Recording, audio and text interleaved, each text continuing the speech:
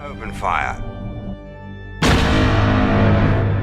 Now that I have your attention. Welcome to the Chiss Ascendancy podcast.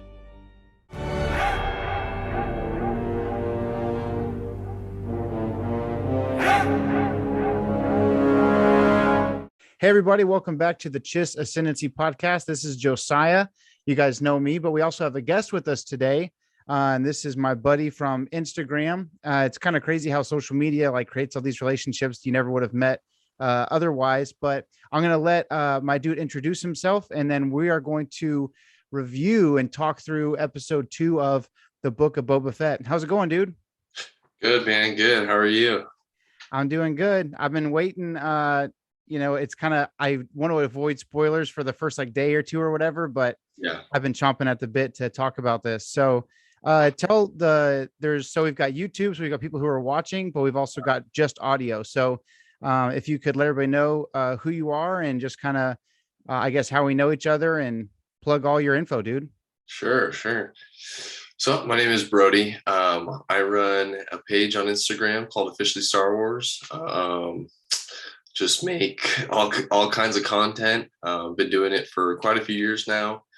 I know we've been following each other for quite some time. I mean, yeah, definitely. Kind of lose track at this point. It's been, years. Right. So I mean, I've watched the Star Wars fandom and the community grow over the past, however long it's been, 6 or 7 years since Disney bought, Star Wars. And it's been awesome. It's awesome to, get to create content and connect with other fans. That's definitely my favorite part of it. It's always been, connected with new people like yourself. I've made some great friends and gotten a lot of great opportunities just from people that you meet online, like you said. So, right.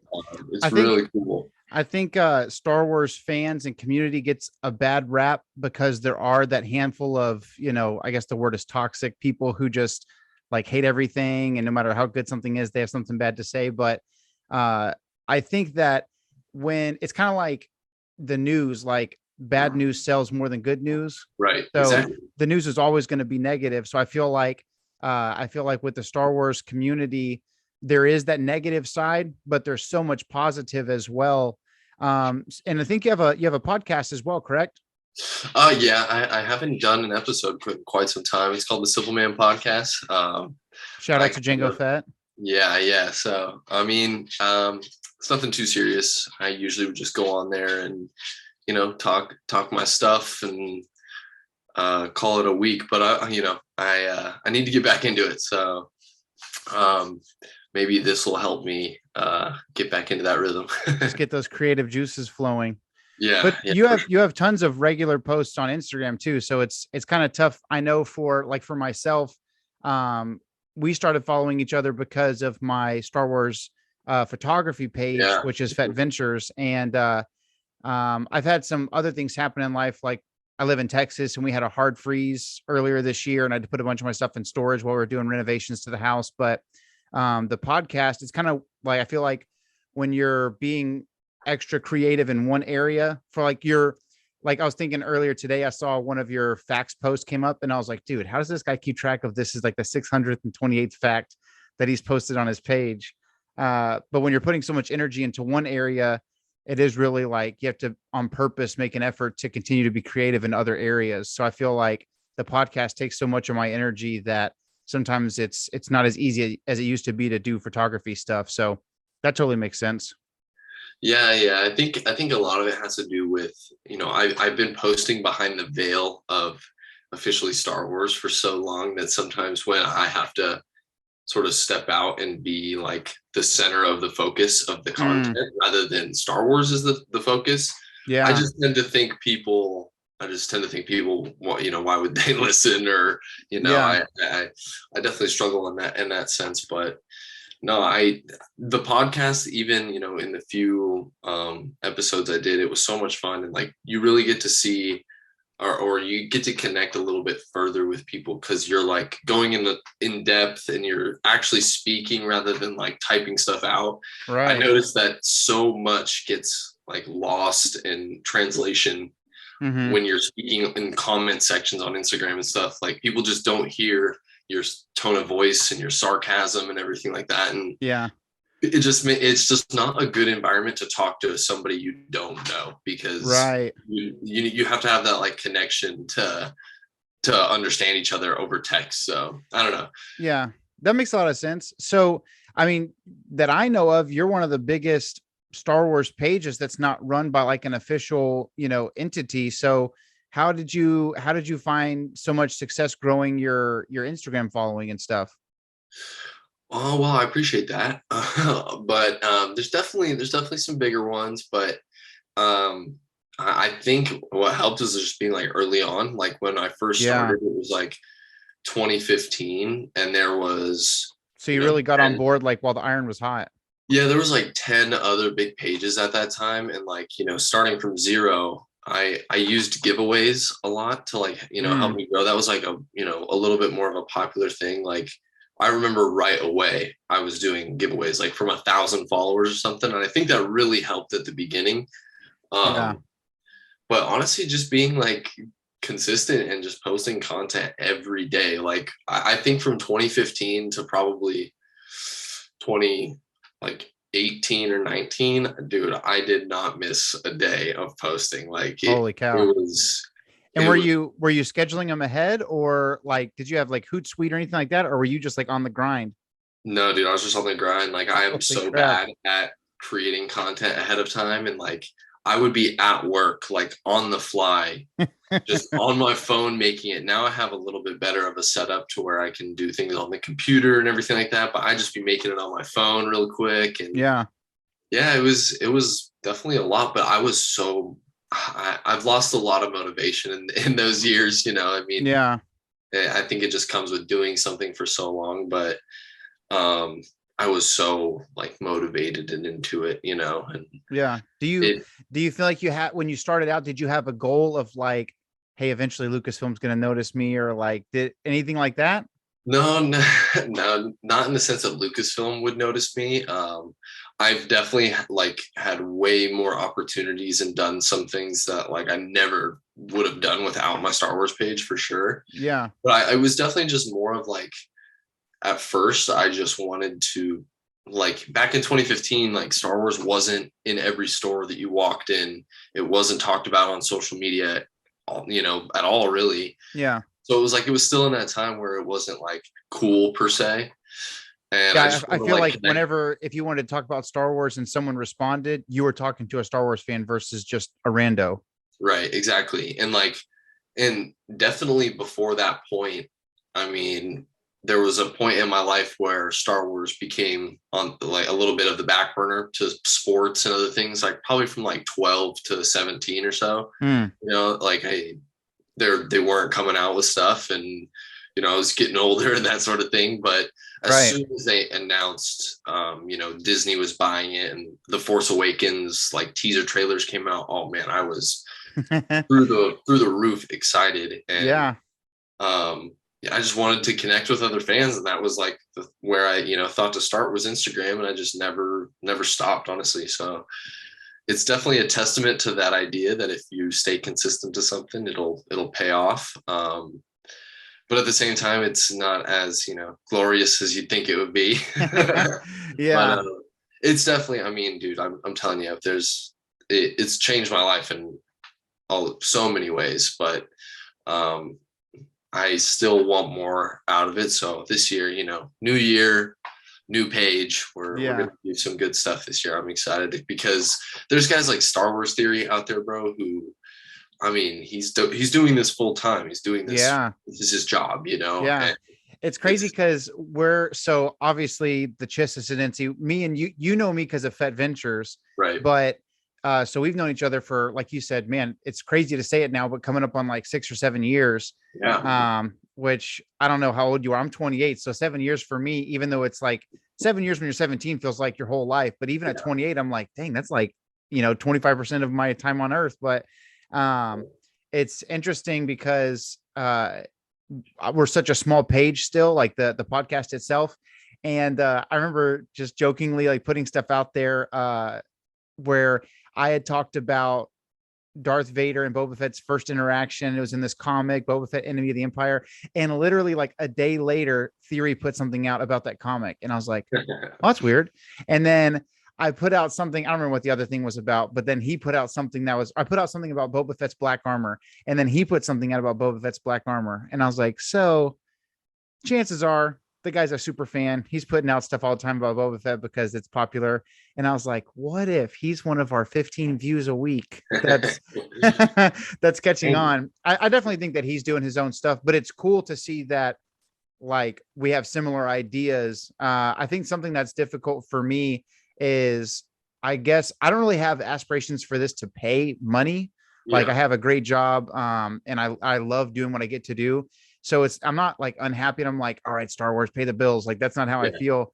But I would love to see, like, I would love to have other opportunities because of the podcast or whatever. And it feels weird whenever people will like listen and be like, man, this channel should have more followers. I don't know how to say stuff like, I agree, you know, like, what do I say? Thank you, I guess. But it's pretty cool to see like guys like yourself, or obviously guys like Alex from Star Wars Explained, or someone like Star Wars Theory really get to grow and like Star Wars, like really like making a way like for their life. That's super dope because I can remember being in like, even in elementary school when Star Wars was still hitting theaters, being like, well, you're going to go see Star Wars. And I was like, yeah. And it wasn't like, it wasn't just everybody had a Star Wars t-shirt from every store in the world back then. People don't understand. Like I talk to my coworkers about Star Wars now. Like, and it still doesn't make sense. I never would have done that. Like, I remember early on, I was working probably in 2016 or so, like pretty early on, and you know, it coming back. Right. And I remember people at work like either mentioning Star Wars, and I would get so nervous to talk about Star Wars with somebody that I like didn't know. Yeah. Because I was such a nerd about it, and I didn't want to like, you know, seem too nerdy or too like cool or whatever. Like it was just weird for me to talk to Star Wars or talk about Star Wars with somebody else, you know, like it was such a just internal thing that I just kept to myself and didn't, you know, talk to my friends about it because they were all athletes and that sort of thing. Like, just like we didn't talk about Star Wars growing up, you know. Like, it was weird because I remember, you know, when Star Wars first came back to prominence, like you said, 2014, 2015, and the trailer coming out. And I remember being in school, like in college, and the Force Awakens teaser came out, the one where Han and Chewie run up on the ramp and Han says, you know, Chewie, we're home. And like, I remember me and my one other Star Wars friend in college being like, Zach, come over here. And we were watching it and everybody else was like, what's the big deal? And then when the Book of Boba Fett trailer came out, I'm now like the director of this small Bible school that I went to years ago. And all of my students are like, hey, Pastor Joe, did you see that trailer? And it's still like, it still gets to me because I'm like, I can't tell if you guys are patronizing me or if you're actually interested. I know, right? But when somebody asks you about Star Wars, it feels like patronizing you, but they're like, they're actually interested. It's weird. It was really wild because, so long story short, you know, we had this Christmas production or whatever, and it usually do something like more silly or fun for Christmas time. And my pastor was like, hey, would you want to be in charge of it this year? And so we did a Star Wars Christmas play. And then we like at the end of it broke it down like, okay, obviously the real story is this whole story of Christmas and all these other things. Right. And anyways, I was telling, you know, these students like, okay, you're a shepherd, but for the play's sake, for Star Wars sake, you're going to be a Jawa. And these kids in this school is like, what's a Jawa? And I was like, you got to go back and you got to watch the movies. So I said that jokingly, but then all the guys in the whole guys dorm were like, all right, one movie a night. We're going to make our way through all 9 films and then The Mandalorian, getting ready for this play. And they did it like to spite me, like as a joke. And then they came in after like episode 2, episode 3, and they're like, hey, so how caught up do I need to be before the Book of Boba Fett comes out? And I was like, you're going to have to crank them out because you got 2 seasons of The Mandalorian. And it was just cool because they were like telling me like, bro, I can't believe Boba Fett's your favorite character and he's dead. And I was like, I know it sucks, man. Like just holding my glee inside because they hadn't seen The Mandalorian yet. So that was just super dope. But well, cool, man. I'm so grateful that you got to be on the show. I know we've been planning it out for a couple of weeks. So we'll go ahead and dive into this review. Seeing as it's going to come out either late Friday or early Saturday, I don't really see a need to stay away from factoids, like Yeah. if people are tuning in, they see the title of the episode and all that stuff. So let me get so here's how we usually do it is we have 5 main things, and the first one is just what were our overall thoughts on the episode, and then we'll get into a standout moment, new characters, rating the episode, and then we'll finish off the show with what do we assume is next. And we can get as honest as we think it's going to be, or we can speculate as crazy as you want to go. Okay. So what were your thoughts coming into or coming away from chapter 2 of the Book of Boba Fett? Well, something that I thought was interesting was when I first watched it, because of the negative review the first episode got, I immediately when I watched it, I was like, oh, people are gonna not like this one. Like, I thought like the general audience was not gonna like it. I don't know, something about like the details of it, and it was very unique, and like I don't know, but right away I saw that I was wrong, and like everybody loved it, and I was like, oh wow. And I watched it again, and I was like, wow, yeah, that was really, really good. And it feels like the ending of a movie, sort of like it feels like a sort of a complete story on its own. Yeah, just between episodes 1 and 2, it was like, okay, cool, that's a movie basically. Right. And like it almost feels like it's over. And like I would be satisfied if this was it. I'd be satisfied with that story. So I mean, like, yeah, that's a really good point. That says a lot about just like because imagine like I was thinking about how grand the first episode of Mandalorian season 2 was with Cobb Vanth and the Krayt Dragon and stuff like that. But then episode 2 with the ice spiders and stuff was cool, but was definitely kind of like a change of pace for season 2. And same thing for episodes 1 and 2 of the first season of Mandalorian. Like the first one felt one way, and then the second one felt another way for a lot of fans and viewers. And it was really cool. I agree. I saw it and I was like, wow, that was really sick. But I'm so used to, this is sad, but I'm so used to going online and immediately being like, oh, I guess I have a terrible opinion and everything sucks. So it was cool to go online and everybody's messaging me like, bro, did you see that? Please let me know when you've seen it. Yeah. That's my favorite message is please let me know when you've seen it. Cause I can tell that they loved it. And it was crazy because this episode was like 52 minutes long or something. Yeah, it was long. And like 15 minutes in, you've already gotten so many things that I'm like, hang on, I just need a break after these first 15 minutes just to digest what the freak I just saw. Yeah.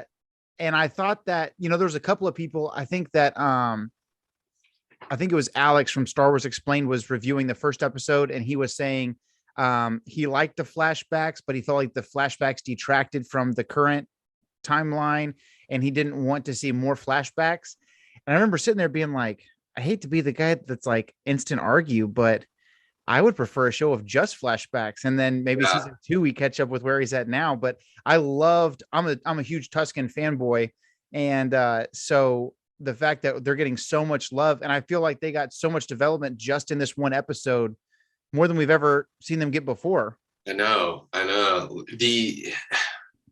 The fact that Tusken Raiders have been in Star Wars since the beginning, right, first movie, they've always been, in a cheesy way to say it, a part of my life. Tusken Raiders, right. I've always liked them, and they've always been a part of Star Wars. But the fact that at 25 now, after knowing about Tusken Raiders my entire life, I love Tusken Raiders more than I ever have now. That is why Star Wars needs to keep going, and why it's like it just never gets old to me, in the sense that like people call it fan service and like basically just saying that they're like reusing things from the old movies. I mean, it's like we're on the same planets in the same universe, things are going to pop up, but like it's just so cool to see the different angles of the galaxy. Like, they get so deep into like the minutia of like, now we're into Tusken Raider tribes. Now they're not all just these tan cloak wearing, same immediately violent no matter what. Like there's different ideologies and everything. Just like to any other either human race, ethnicity, or animal, like they're all, even though it's a monkey, there's different monkeys and there's different, it's pretty cool, and I think it makes it a lot more realistic in the sense that if there's Tusken Raiders all over the entire planet, there's going to be some different ideals going on. Yeah. One thing I think is really interesting too is that like the way the Tuskens talk is very like, I mean, it's super unique and like it's almost like off-putting in a certain way. I feel like kind of like at first when I heard it in The Mandalorian, I was like, oh, that's like kind of like cringy a little bit, like because you only hear him go, you know. Like, yeah, I didn't realize that it's kind of almost like, I don't know what kind of music you like, but growing up, I was a big like metal fan and like trying to learn how to scream and being like, like, and it was funny because it kind of sounds like they're trying to teach themselves like, you know, how to do like a screamo band or whatever. Yeah. And I was at the same thing. I thought, okay, so when they do this whole number, that's just them like making a sound because they're, you know, excited or it's wartime or whatever. But that's like their whole, you know, vocalization, like, you know, theory or whatever. So it's really interesting. And I think, you know, like contrary, like we said earlier about the news always being negative and stuff. I think that as a whole, when you get to talk to people in person, I think that America today, and obviously I can't speak for the whole world, but America today, I feel like we know or want to know more about every individual than we ever have before. Like we're more accepting of every individual than we ever have been before. And whether that's like your culture or like your family, your just specific family history or things like that. And it's cool because on my, I guess it's my dad's side, we have Choctaw Native American in us, and my brother lives in Oklahoma. So when I go to drive up to visit him, I go into the Choctaw Nation. And it's kind of funny, like I haven't grown up like knowing any other like people that have that blood in them. I don't know very many like tribe traditions or anything, but it's funny to be driving through and being like, okay, so this is like, I kind of am part of this. And it's cool to get to dive into, like, I know we're on Tatooine again, and I know it's Tusken Raiders again, but at the same time, we're getting to know them like we've never known them before. Like it's not the same thing over and over again because it's a whole different conversation about them. Yeah, no, exactly. I mean, even the second, like when the chief and like the warrior Tusken first come out in the first episode, right away I was like, oh, these guys are different. Like they look different. They seem like they're acting a little bit differently. Like it's just really cool. I mean, like I said, Tusken Raiders have been around forever, but the fact that like now people are talking about Tusken Raiders on Twitter, like that is. Yeah, I never would have thought, if you told me, it's crazy. Even after the Disney purchase, if you were to tell me, hey, Joe, in 5 years, Tusken Raiders are going to be the talk of the town on every social platform, I'd be like, okay, you're joking around and you're messing with me because, you know, I'm a Star Wars fan. Yeah. Okay, so basically our overall thoughts were we loved it. So I guess I would move along to, did you have a specific moment or a group of moments that stood out that you were like, holy crap, that was cool? Definitely. I mean, honestly, the whole episode, dude, and the first episode too. I mean, I know we didn't talk about that one, but I mean, there hasn't been too many moments of Star Wars in the past 6 years that I've been like, oh man, this is not good. I just enjoy it all. And I think they're really doing a good job so far. But in terms of this episode, I think the ending with the lizard, I really liked that. That was probably one of the most unique scenes in Star Wars. Like I thought that was a really cool moment. It was almost like Tusken, like peyote. Like, you know, people would go out to the desert exactly and do like what peyote. I said when we were watching it. I was like, holy frick. But it was cool because that, I don't know. I was talking to my friend Christian, and he said, I love how the message from the book of Boba Fett is, get on the Star Wars train or get off, because we're not slowing down for anybody. Because it was like a freaking like a lizard like mind guide, like just all this crazy stuff where it's like I feel like in a lot of media today you only do surface level things because you want to gain fans, and that's really cool for people who are just coming into knowing Star Wars or Marvel or DC or whatever. But for people who like me and you, we've been lifelong Star Wars fans, and I'm like, Yeah, so there's Jedis, and of course you got stormtroopers and things, but like some like the stuff we're getting now, I'm like, dude, this is beyond my knowledge. This is beyond my like in episode 1. I guess if you look up the description, it's now called a behemoth, but they don't have a specific name for the thing at the end of episode 1 that he fights. And I remember thinking, it's cool to see something on screen and not automatically go, oh, cool, that's a such and such. I was like, dude, they're making up new things. They're making up like, do I need to go back into like the Tales of the Jedi comics and look and see if there's something out there that's going on? But dude, the lizard at the end was so weird. And like the whole acid trip that he goes on searching for the branch that becomes his gaffy stick. I thought that was so strange, but I freaking loved it. The whole time I was like, this is so weird. But it was cool like, that they're just embracing the strange and weird side of Star Wars. Yeah, no, 100%. I think that's when it's at its best in a way, because that's what it was when it started out. Nobody wanted to pay for George to do it. Yeah, it's different. It always brings something like unique to the table that is just something you've never seen before. I mean, that's kind of like how Star Wars has been ever since the conception, you know?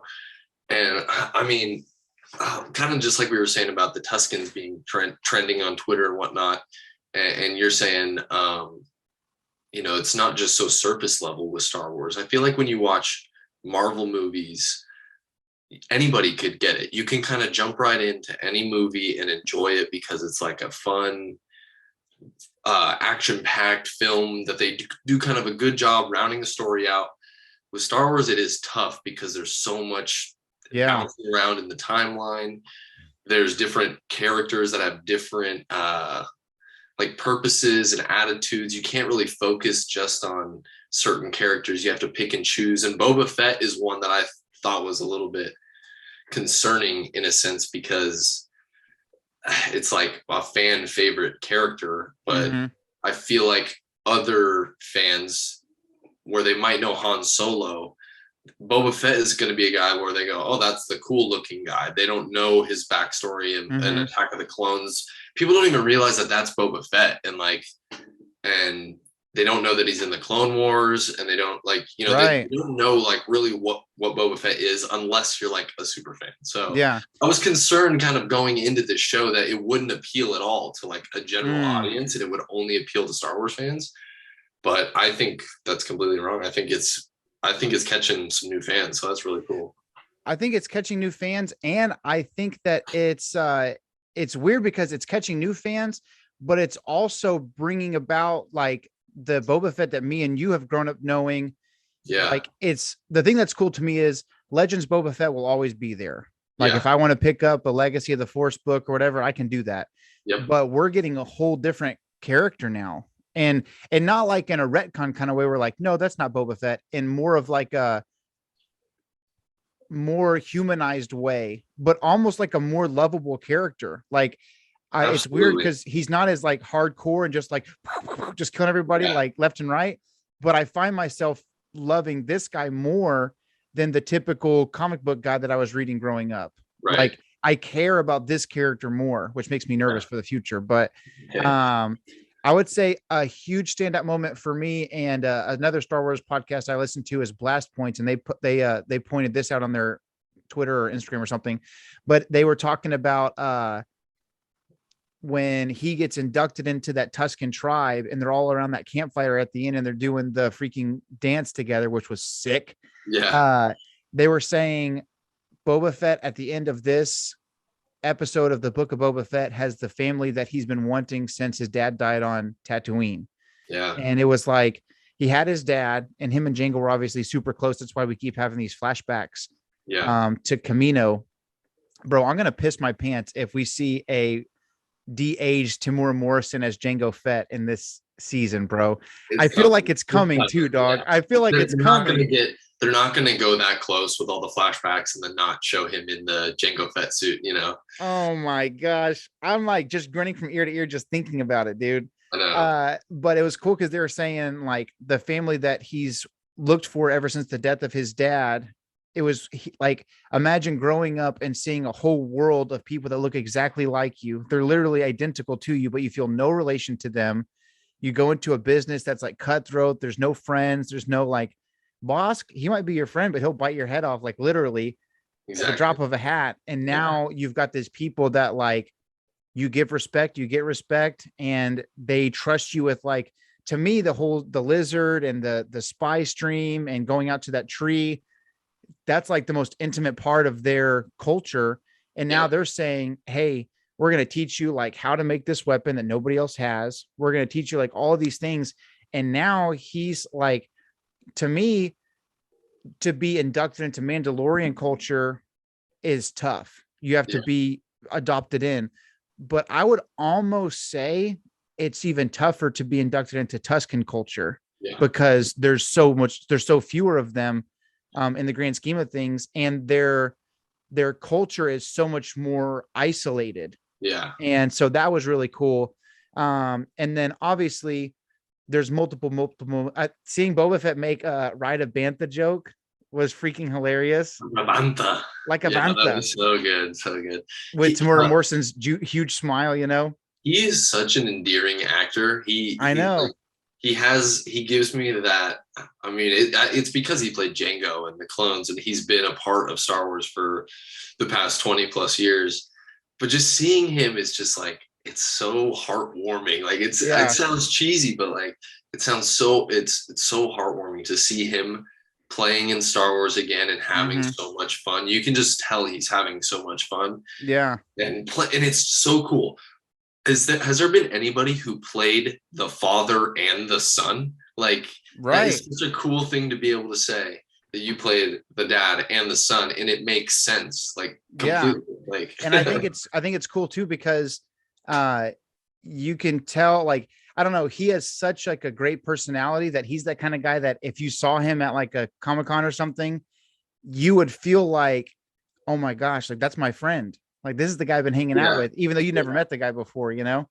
Yeah. What do you think about Daniel Logan being in the show? Yeah, he's cool. Dan's cool.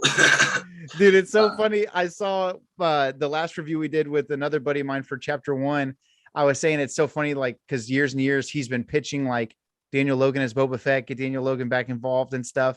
And obviously, like, it didn't make sense. He is kind of a smaller guy, and he's, you know, just doesn't look the part in the face, but he still can play, you know, young Boba. Anyways, long story short, it was funny because we were saying, I said, I guarantee you at the next con that he gets invited to, it's going to say Attack of the Clones, Clone Wars, and Book of Boba Fett. I guarantee it.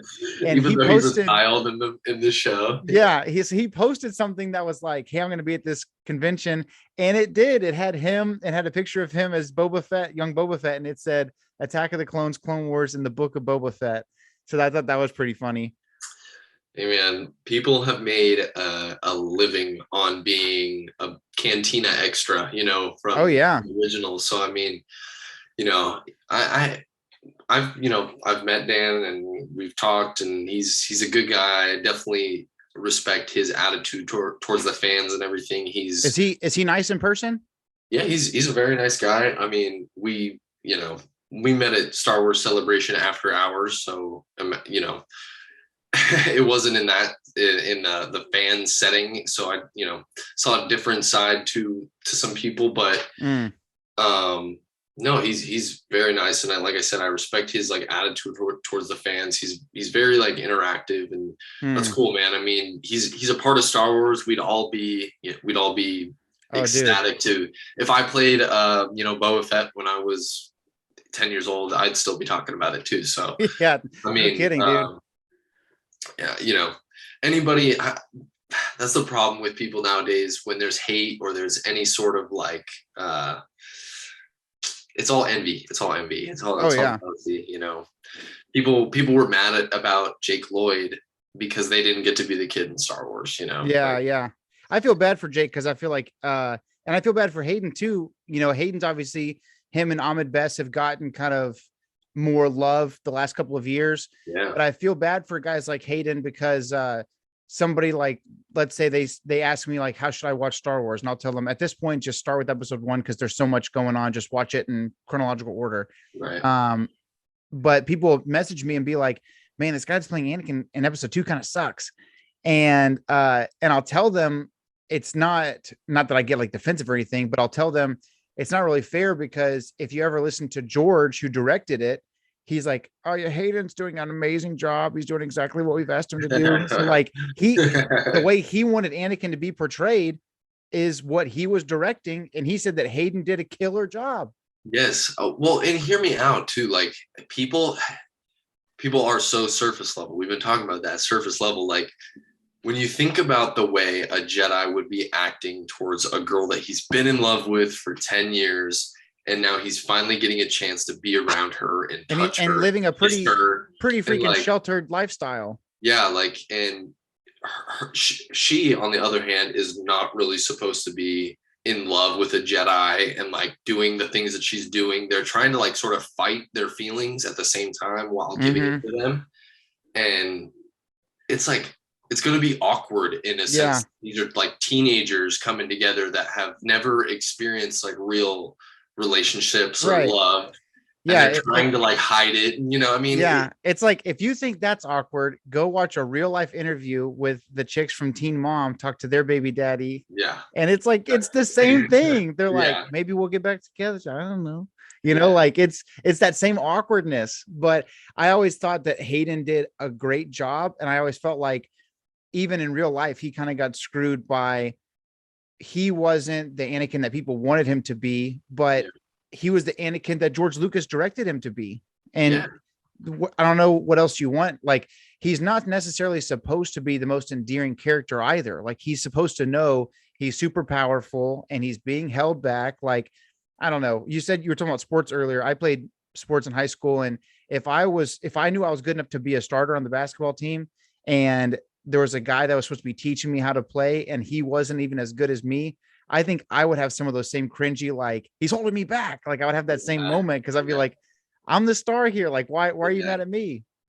Like you just explained it perfectly. He was the Anakin that George wanted him to be, not who the fans wanted him to be. Yeah. We're watching a good human being turn into the most hated, vile man in the galaxy, the most dark, evil person in the galaxy. We're seeing this little kid go into that. And I even noticed that from when I was a kid and watching the movies and thinking Hayden had such a tough job trying to be this endearing character, which I love. I personally like him in Attack of the Clones and love him in Revenge of the Sith. Right. But he's crossing over into the dark side in a way that is sort of quick. Like, he goes, there's certain events that happen where he just goes, and all of a sudden he's Darth Vader in a sense in Revenge of the Sith, you know. But you see with the Sand People and his mom, you see those leading up events in his life, but it's sort of a tough thing. He just goes from Anakin to Darth Vader, and I mean, he had to make that believable, and I think he did, dude. I mean, I've never had a problem with that. Because the thing is, he's still a likable guy, but you're still frustrated with his progress, like the person he's becoming. Yeah. But this was before we thought, okay, a TV show would be better. Like, I'm glad that we're getting Obi-Wan Kenobi as a TV show, because I'm going to get 3 times as much material. Right. So for me, asking this guy to be like, hey, you have 2 movies to go from this innocent little kid to this child serial killer. You got 4 hours to make that happen. Yeah. And you're only going to be on screen for 2 of those hours. You know what I mean? Like, it's a tall task. But it was funny because I've never met, all this started with Daniel Logan. I've never met Daniel, but he reached out to me a couple of years ago because I had tagged him or something in a Boba Fett post, and he wanted me to repost a video of him requesting to be Boba Fett again. And I was like, okay, sure, no problem. And I was just geeking out talking to Boba Fett on social media, you know? So I was like, oh, sick. I'm texting Boba Fett right now. No big deal. And I was like, it'd be cool if you reposted me as well, after I'd already posted his, and I never heard back from him. And I was like, dang, okay. But, okay. So a standout moment that kind of transitions us into the next little segment is standout characters, new characters. Yeah. Obviously, to me, the coolest, newest character to be on screen, not new in the sense of Star Wars, but the first live action treatment we get is the Wookiee Black Chrysanthemum. What was your thought? obviously you post a ton of stuff about all different Star Wars media. So I assume you're pretty well read on the comics and stuff. So what were your thoughts whenever you saw him? Oh, dude. I mean, right away I was like, yes, let's go. I need to see this guy in action. Like that was the first thing I told my girlfriend about, because I had stayed up and watched it the night of, when it dropped, and then I woke up in the morning and I was all excited, and she's not a crazy Star Wars fan or nothing, but I was like, babe, there's a Wookiee, and like he's all like mean and staring at Boba Fett and everything. And I was like doing the impression and everything, and she's like, what are you talking about? And then we go and watch it again, and when he pops up on screen, she's like, oh, I get it now, he's really cool. Dude, it was crazy because when so I know that you're kind of newer to the podcast side of things, as you know me more from the other page, but I did 30 days of Boba Fett leading up until the release. And one of the things I did was 5 of the most powerful allies he's ever had. And by ally, I mean, he's not really have allies because he's Boba Fett, but even coworkers. And Black Chrysanthemum was one of them. And I was thinking, dude, if there's one character that I get to pick, gets to be on screen, it's Bosk. But if I get to pick 2, it would be Bosk and Black Chrysanthemum. And when the Hutts are first coming around that corner behind their litter, I saw like a black like blur, and I was like, hang on a freaking second. And then the moment where they're talking to him, and then the camera starts from behind him, I was like, holy frick, that's him. They're really doing it. And I want to see him more. I want to see him in better comparison to another person on screen, because all of the angles were kind of like you're directly behind him and these people are 5 feet over here. But I want to see how big he's really going to be, because he's supposed to be at least as tall, if not taller than Chewie, but twice as broad. You know what I mean? Yeah. He seemed somewhat short, actually. I thought he looked shorter than he should have been. Yeah, because in the comics, he's massive. Like he's like almost like, he seems like almost like double the size of a regular human being. Like, right. Well, especially there's some of those comics in between episodes 3 and 4 where he fights Obi-Wan, and part of it is the angle of how it's drawn from like beneath and behind Obi-Wan. But still, Obi-Wan is looking up at him, and it's like he's at his waist almost. Right. And so he did look short to me. I hope that because he's at least as tall as Chewbacca, and Chewbacca always looks massive. Yeah. So I thought that was interesting.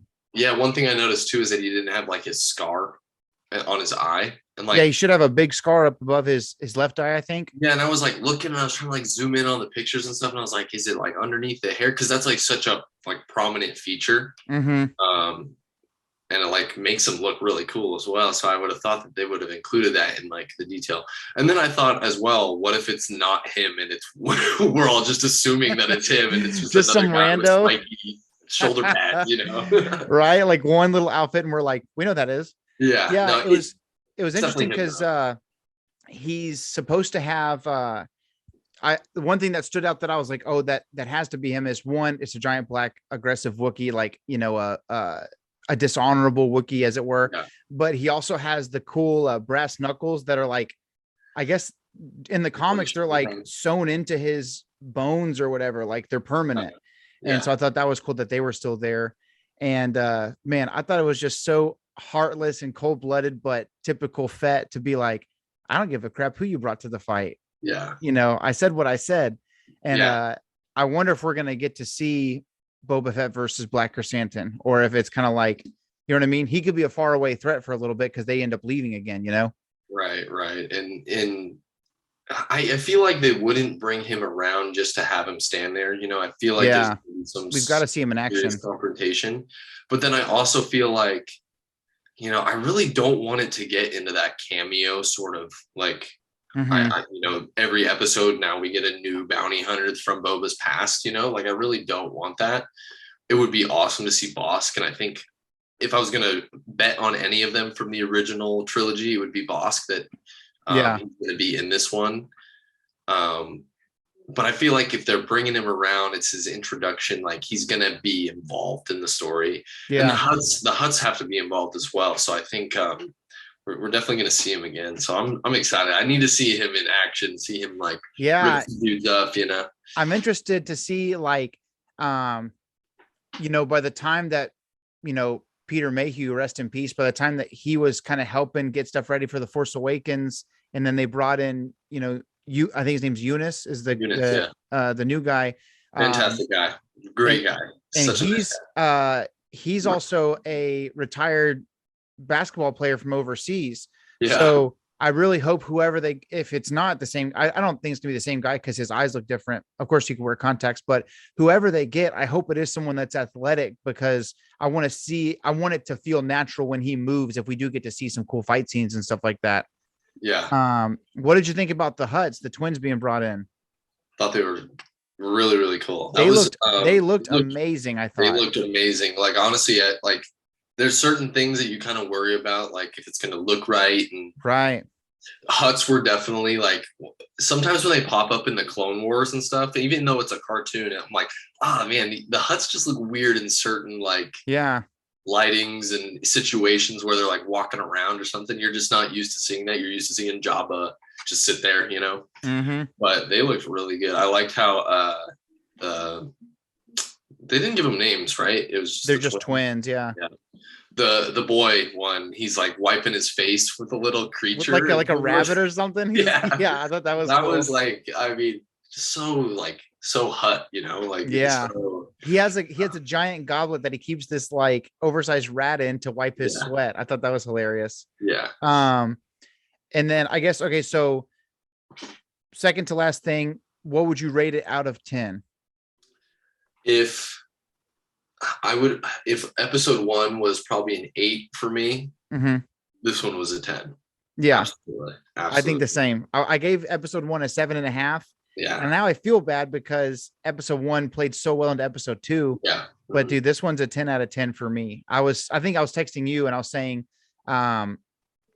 there were a few episodes of The Mandalorian that really stood out, other than the finale, and specifically that one scene in the finale of The Mandalorian from last year that really stood out to me from start to finish. This was probably one of the best episodes of Star Wars, especially TV, that I've seen in a really long time.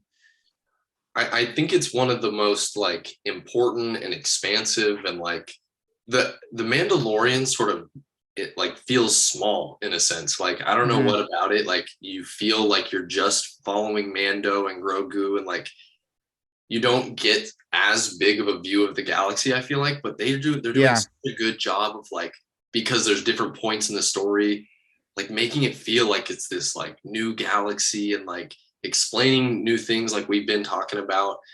And I just think it was I agree. I think it was one of the better hours of Star Wars, honestly, since The Force Awakens. Like, it was really, really good. And like, I think a testament to that is, like I said, my girlfriend's she's probably tired of hearing about Star Wars at this point, right? Right.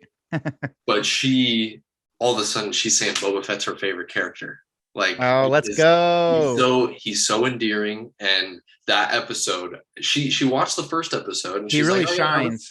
That was good. But the second episode, she was like raving about Boba Fett and how awesome he was. And like, again, appealing to a more general audience rather than a super fan. That made me go, oh, wow, this is actually like, this is clicking for everybody, not just me, So like this, like the beginning, like, what do I like about Star Wars? Maybe I'll try Star Wars because it's big right now. Those people got Star Wars, and it's cool because you have a character like Black Chrysanthemum and you see him and you go, oh, that's like a Chewbacca, but a mean Chewbacca. Yeah. And then you have the Hutt, you're like, oh, that must be kind of like Jabba the Hutt. Yeah. And it's like, yes, but then for like the hardcore fans, you're like, I cannot believe we just got Black Chrysanthemum on screen. Yeah. And I thought that something that I was thinking about that I totally had forgotten in a standout moment was we found out that Tatooine was a water planet at one point, or at least had expansive oceans. Yeah. I'm like, dude, that's more than we've ever known about the history of Tatooine or the history of the Tuscans. And maybe they're like a more naturally aquatic species, which is why they have to have all this crazy, this head to toe covering on and stuff like that. It was just so cool. And he said, it was cool that the chieftain said other tribes resort to violence, but that's never really been our thing. Yeah. Oh my gosh. It was just cool. My, it's kind of the same thing you're saying with your girlfriend's probably sick of Star Wars. I'm just constantly making Star Wars references to my wife. And I got out of bed last night to get something out of the fridge, or I don't know, something like I was feeling snacky last night. And she was like, "What are you doing?" And I was like, "I'm going to stop the train." And she was like, "Shut up." And I just walked out of the room. But just, dude, I never thought that I could love Boba Fett more than I did going into this show. But I do. I freaking love him. And I'm so excited. So if you had to guess, not just in the next episode, but where do you think this is going? What is your guesstimation for what we're going to see next? Or something, even if you don't think it's likely, what's something you want to see as well? 2 words: Crimson Dawn. Oh, snap. Let's go. Yeah, I think so, dude. I think that's where they're heading. And I mean, that's something that's going to connect the comics. Like, they've been leaning into the comics with this series, which is really, really cool, because I the think comics sort of operate in their own like universe a little bit. Like, characters that are created in the comics sort of stay in the comics. Right. And you don't get to see that. So we know that there's, a connection to Solo with Crimson Dawn and everything like that. And people liked Solo.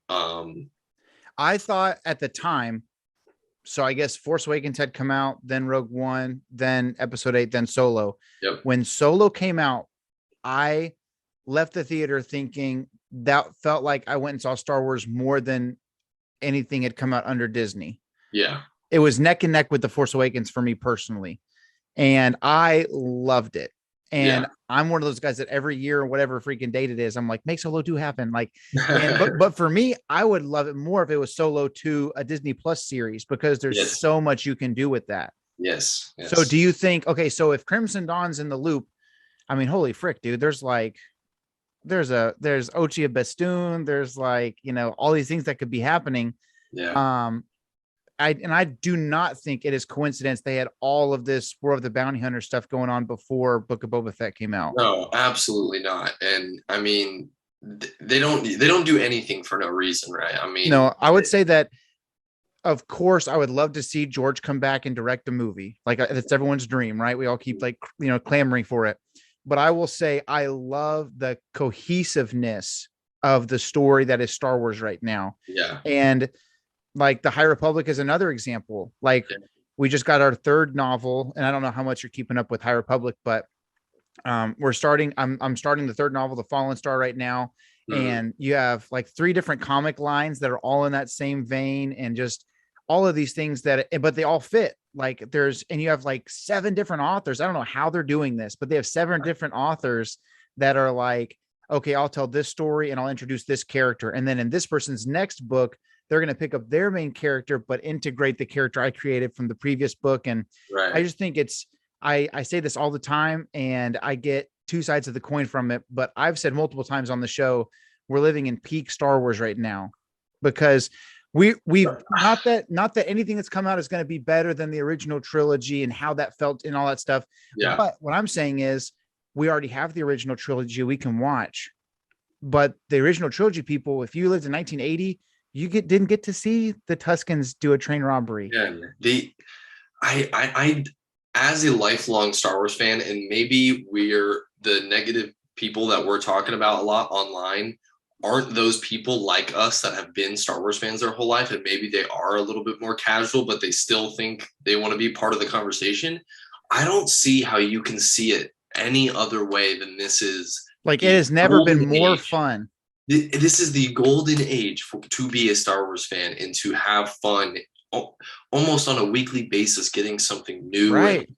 It's never, ever been like that. And as a lifelong Star Wars fan, you will appreciate that. Yeah. No matter how good the content is. Do you like video games? We got killer video games coming out. Do you like comic books? We have, how many lines do you want? You want a dozen great comic book lines? Hey, what if I made a dozen great comic book lines, all be a part of the same story wrapped around the bounty hunters? Okay. What about that? You like movies? We got movies for you. You like shows? Here's an hour of Boba Fett riding motorcycles with the Tusken Raiders.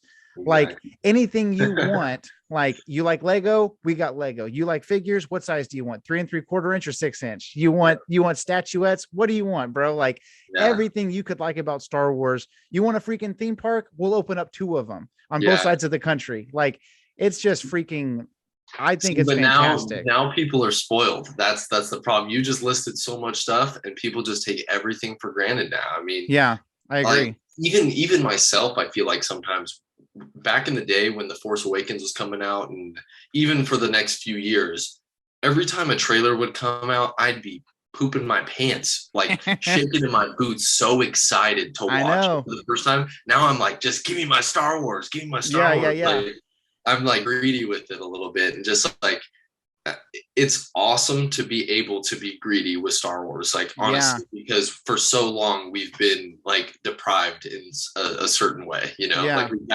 we've had a cartoon to live with for the past like 15 years almost. So Right. we've needed more Star Wars, and I mean, dude, I've appreciated it. Not everything has been A1 and you know, top tier. You know, there's been moments, scenes, episodes that have not been great, but the idea that every single day now I wake up and I think about Star Wars and I get to like talk to people about Star Wars and see something new, it's honestly, I never ever would have guessed it when I was 13 years old, you know, like I thought Star Wars was done. Like, yeah, it's crazy to me because it's like, okay, I remember hearing about Thrawn when I was a younger kid, and I was like, okay, cool. He looks like a blue guy. It's neat. And then, but when the 20th anniversary of Heir of the Empire came out, I was in Barnes and Noble and I was like, dang, that silver book looks kind of sick. And I picked it up and I didn't read it for like 10 years. I was so nervous because I was like, man, I don't know. I was almost intimidated by, this is supposed to be one of the best Star Wars books ever. Then I read it, loved it. And I was like, wow, that sucks. This character's gone now. And then boom, he's back in Rebels. And we've gotten 6 more books since then. It just feels like we're living in the golden age, and he 100% is going to be in live action. yep. We would be talking for a whole nother hour if I told you all the things I need out of Thrawn in live action. But I would say I can't wait to see. I agree, Crimson Dawn has to have a role. I want to see what that role is. Yeah. And then something I personally want to see is I want to see the ultimate hunter in Bosk versus the most dangerous prey in Black Chrysanthemum in a head-to-head. Yeah, that would be really cool. That would be I really sick. want to see Bosk, man. I mean, again, another one of those things that Bosk has been in the Star Wars universe for 40 years, and we've never seen him in another capacity other in live action, other than the original trilogy. Few seconds that he's in it, he had scary toast for 5 seconds, and that's all we got. And he was absolutely one of the best villains to play in Battlefront 2. Oh, 100%. And he just needs to be in live action. Like, we need to see that. And I'm interested to see if they do bring him back. I think that they will. If they do, I hope that he's like you were saying, like there's different species of different animals all over the earth and different races, even, you know, different types of people within the human race and things. And I hope that the Trandoshans we've been seeing are the average 5'8" white dude in myself. Yeah. And I hope that when Bosk shows up, he's the 6'8" athletic guy in LeBron James, like that shows up and is like, I don't feel like the Trandoshans we've seen on screen right now have looked quite like Bosk. And I don't know if it's because their eyes seem to be circular versus like more snaky. I don't know what it is. But they don't look like Bosk. I hope that they're like a subspecies that's like kind of a weenie species of Trandoshans, and he comes in and is like, well, we know that there's more hardcore looking. Yeah, there's definitely different species. The ones that we saw in Mandalorian in the first season, they were like more like brownish rather than like yellow, you know? Yeah. So there's definitely different ones. I agree though. Bosk has to come in and look really cool. Like, he's got the way that we felt about Black Chrysanthemum. I need Black Chrysanthemum to feel that way when Bosk shows up. Yeah. You see what I'm saying? Yeah. But that would be sick. But dope, dude. Well, man, this has been a blast. Thank you so much for coming on the show. This is something that you know, me and my brother and our buddy Adam started the podcast a while ago, and we've wanted to have more guests on. And so having people that really love Star Wars and have a voice in the community has always been something that we've been looking forward to. So, dude, thank you so much. If you enjoyed this, Please follow my dude Brodie on Instagram at officially Star Wars. We'll put a little link in the description section on YouTube. And check out his podcast. He's got a handful of episodes, but hopefully tonight gets the juices flowing and you get back on the grind. That'd be cool. But if you enjoyed this, man, please like this video, subscribe to our channel, and follow us on Instagram and Twitter. Thank you guys for tuning in. I hope you enjoyed this review, and may the Force be with you. See you guys. Thank you.